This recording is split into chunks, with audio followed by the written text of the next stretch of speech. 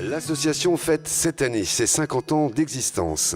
L'ASAMA a choisi de célébrer dignement cet événement en invitant les Auxerrois à découvrir sa philosophie, son action et ses activités à travers une exposition réunissant à la baie Saint-Germain toutes les œuvres acquises ou restaurées par les musées d'Auxerre.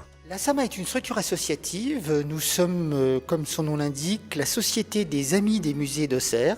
Et notre objectif, c'est d'essayer, autant que faire se peut, de pouvoir aider les musées et la ville d'Auxerre à enrichir les collections ou alors à restaurer certaines œuvres qui sont quelquefois, hélas, avec les outrages du temps, dans des états assez difficiles. Alors nous sommes tous des bénévoles, ce qui fait l'aventure tout à fait exceptionnelle, parce que dans SAMA, je dis toujours, il y a le premier A, c'est amis, et il y a vraiment un groupe d'amis, et nous sommes environ, nous sommes 200 adhérents, et puis une dizaine d'administrateurs très dévoués et très fidèles. Oui, tout à fait. Il y a des œuvres très intéressantes, mais là vous êtes devant l'une des pièces peut-être majeures de nos collections. C'est une œuvre d'Alessandro Allori, qui est un peintre du XVIe siècle finissant italien, toscan et florentin.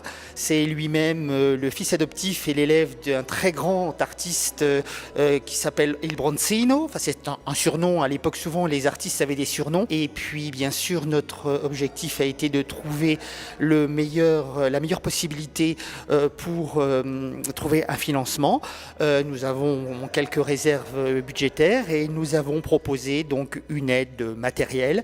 Ensuite, bien sûr, il y a eu une restauratrice. Alors, c'est une œuvre très particulière parce qu'en fait, c'est la seule représentation que nous ayons du grand Fourier en costume de préfet. Donc, c'est très intéressant de parler de Fourier. Bon, c'est l'année Fourier. Je vous rappelle que c'est un immense mathématicien et physicien. Il est né en 1768, il est mort en 1830.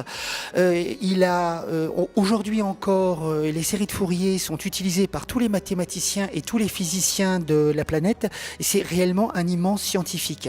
Alors, par ailleurs, il était né à une époque où il y avait cette tradition d'être à la fois littéraire et scientifique au siècle des Lumières. Et dans cette œuvre, ce qui est intéressant, c'est qu'on voit des ouvrages. Vous voyez la philosophie de Cicéron et de Platon. Vous avez de gros ouvrages.